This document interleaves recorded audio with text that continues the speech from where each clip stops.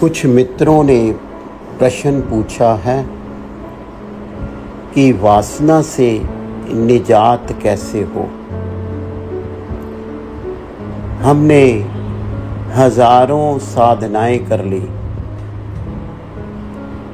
हम अनेक धर्म स्थानों पर गए, मंदिर गए, चर्च गए, प्रार्थनाएं की और प्रार्थनाएं कर रहे हैं, ध्यान कर रहे हैं, लेकिन फिर भी वासना सिर चढ़ पर बोलती है।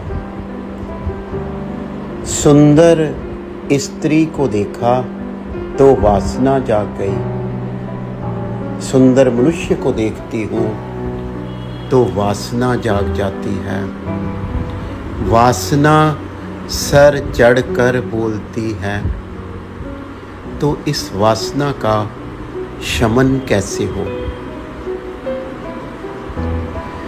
तथागत बुद्ध ने अपने साधकों को यह सलाह दी थी कि जब भी वासना जागती है,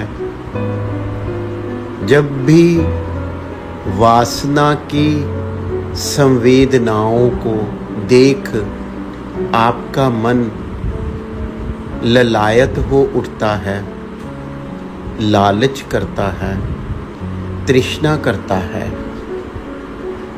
तो उस काया को ध्यान में बैठकर बगैर चमड़ी के देखो। भीतर उसकी हड्डियों को देखो और अपने भीतर 9 के 9 द्वारों को देखो, उनको अनुभव करो। इस 3.5 हाथ की काया के अंदर जो 9 द्वार हैं वो सब गंदे हैं, अशुच हैं। उनमें से गंदे रसाव हो रहे हैं। गुलाब जल कहीं नहीं बरस रहा। भीतर गुलाब जल होगा तो बरसेगा। सारी ही सारी गंदगी है। अपनी साधना में इस अशुच बोध को अनुभव करो। गहराई से साधना में बैठो, देखो, अपने भीतर देखो, इन गंदे द्वारों को देखो। ये सब में है। जब इतना सब कुछ अशुभ है तो मैं इस काया के प्रति इतनी वासना क्यों जगा रहा हूँ। सुंदर तो तब तक है जब तक एक दूसरे से जुड़ा हुआ है, संगठित है, लेकिन जैसे ही विकृत होता है,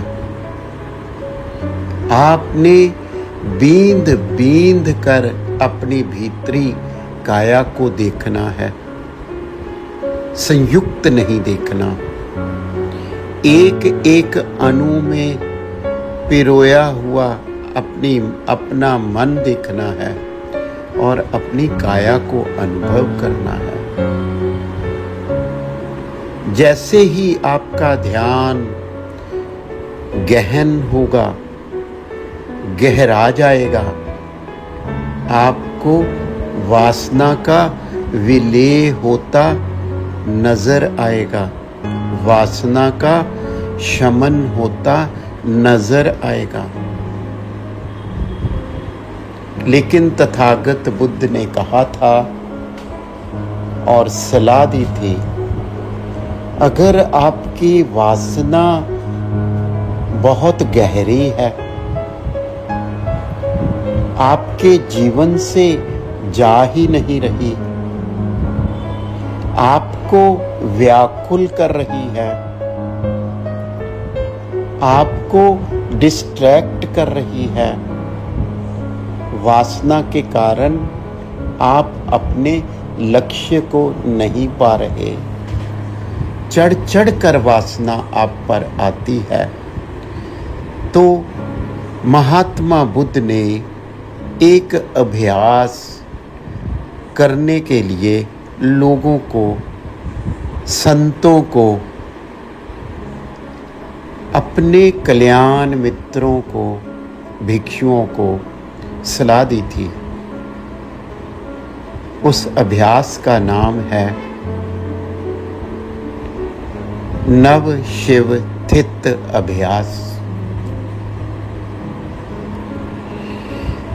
नव शिष्य शिव स्थित अभ्यास में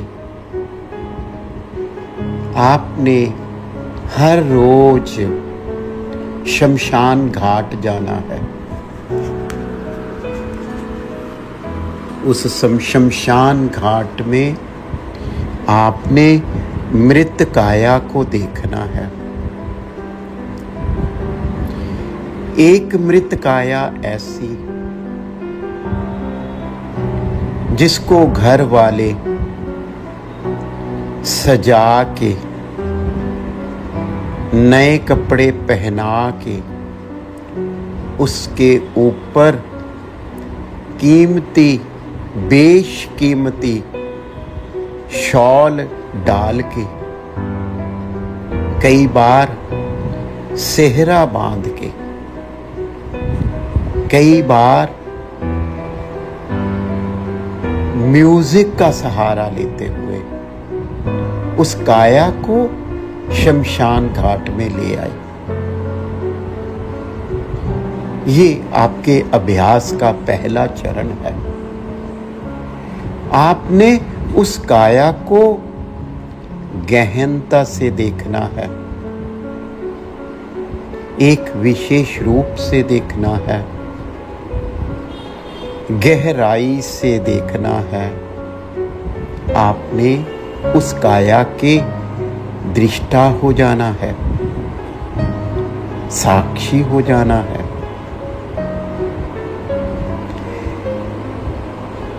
हालांकि इस काया को सजाया हुआ है,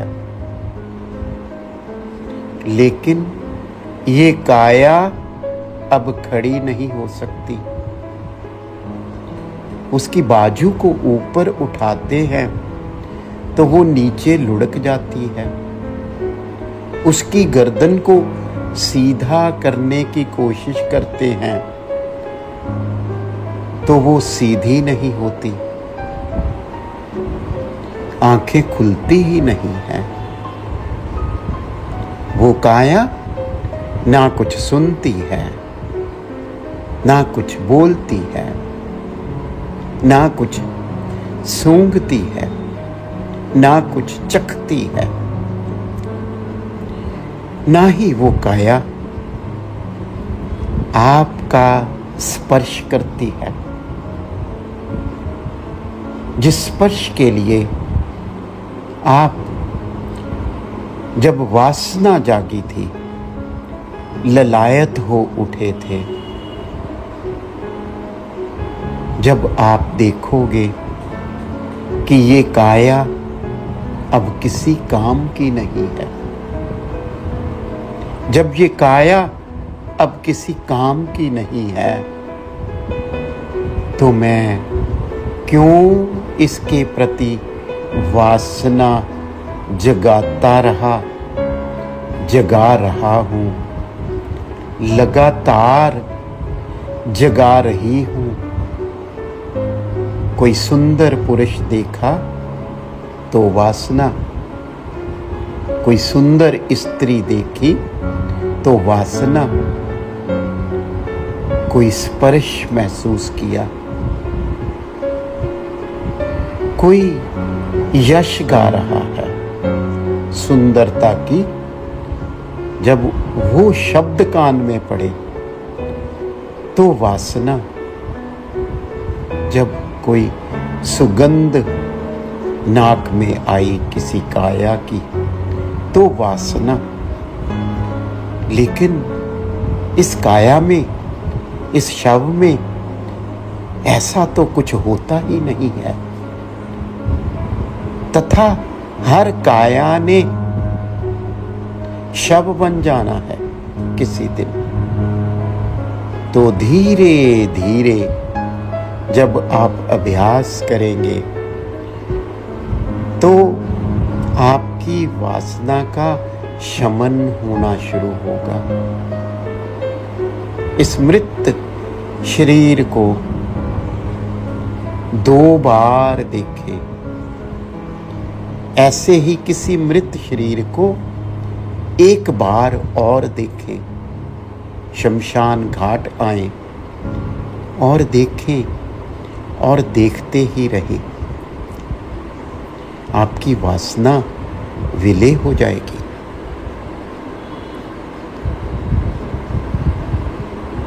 दूसरी बार शमशान घाट में उस काया को देखें जो विकृत हो गई थी। किसी एक्सीडेंट में काया इतनी विकृत हुई कि उसको सगे संबंधी नहला ना पाए, उसको आभूषण ना चढ़ा पाए, उसको जल्दी से जल्दी विदा करने की कोशिश की और शमशान घाट ले आए। अब इस मृत शरीर को देखें जिसमें कोई भी आभूषण नहीं है, जो विकृत काया है। ये भी नहीं पता चल रहा कि एक हाथ कहाँ है, एक पांव कहाँ है, और चेहरा कुरूप। ध्यान से देखें, गहनता से देखें। इस काया को पैनी नजर से देखें, इसके दृष्टा हो जाएं। जिसके प्रति वासना जता रहे हो, वो काया कभी ऐसी भी हो सकती है। जहां वासना जताने वाला व्यक्ति भी ऐसा हो सकता है। ये आर्य सत्य है। ये कोई मन घड़ंत बात नहीं है। यह कोई झूठ नहीं है। ऐसा हो सकता है। क्या मैं इसी विकृत काया के प्रति वासना जताता रहा, वासना जताती रही? आप एक टक होकर देखेंगे, क्षण खड़े हो जाएंगे इस काया के लिए, तो आपकी वासना अपने आप दूर होनी चाहिए, शुरू हो जाएगी। इस अभ्यास को भी आप 2 बार करें। अगर शमशान घाट में ऐसा मृत शरीर आपको देखने के लिए नहीं मिल रहा, तो किसी हॉस्पिटल की मॉर्चरी में चले जाइए। लेकिन ये अभ्यास जरूर करिए। आपको मृत्यु बोध हो जाएगा, आपको अशुच बोध हो जाएगा।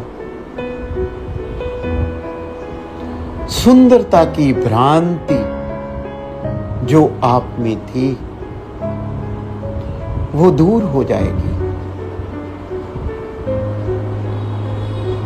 सब कुछ अशुभ है, भीतर इतनी गंदगी है, तो मृत्यु के बाद ये विकृत काया भी कितनी गंदी है। अब अपने मन को प्रश्न पूछिए कि क्या अब भी वासना जगाओगे? तो मन कहेगा नहीं, नहीं, कभी नहीं, कभी ऐसा हो ना जाए। मन द्वेष करेगा, द्वेष के संस्कार जगाएगा। यह वही काया है जिसके प्रति उसने कभी राग किया था, राग के संस्कार जगाए थे, जिसके प्रति मोह उत्पन्न हुआ था। लेकिन आज इस नव शिव थित अभ्यास ने उसकी काया को देखते ही सदा सदा के लिए वासना को छोड़ देने की प्रतिज्ञा कर ली। ऐसा अनुभव 2 बार करिए। अब तीसरी मृत काया को देखने की कोशिश करिए। तीसरी मृत काया को देखने के लिए अपना जोर लगा दीजिए। वो तीसरी मृत काया वो होगी जो लवारिस शव होगा।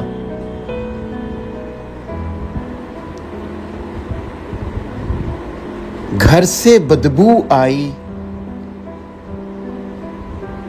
कई दिनों के बाद। जो लोग घर के पास से जा रहे थे,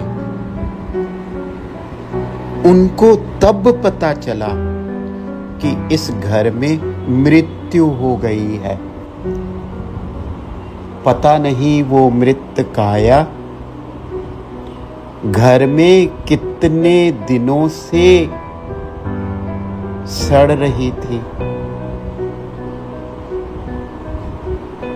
इस बात का कोई फर्क नहीं पड़ा कि वो काया किसी शाहूकार की थी, शहर के किसी विद्वान की थी, या शहर के एक ऐसे अमीर व्यक्ति की थी जो बहुत बड़े अंपायर का मालिक था, या वो काया किसी गरीब की थी। बस अकेलेपन में जी रहा था। लोनलीनेस को उसने चुन रखा था, या उस पर थोप दिया गया था। लोगों को तो तब ही पता चला जब उस घर से बदबू बाहर आनी शुरू हुई। ऐसी काया को देखिए।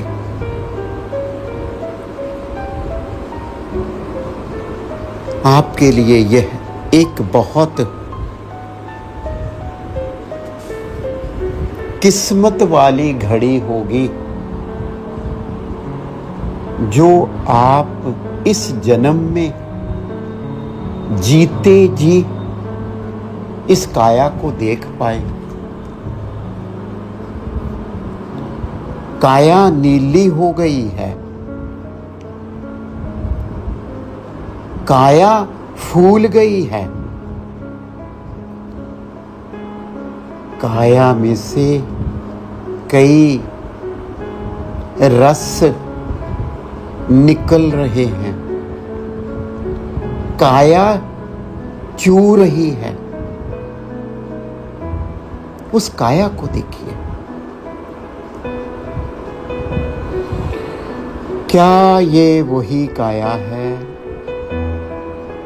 जिसके प्रति मैंने कभी वासना जगाई थी? ऐसी ही काया मेरी भी हो सकती है।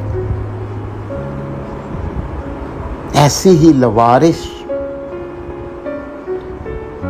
मृत शरीर मेरा भी हो सकता है, जिसमें बदबूदार रसाव हो सकते हैं, जो फूल सकती है, जो नीली हो सकती है, जो विकृत हो सकती है, जिसमें से बदबू आ सकती है।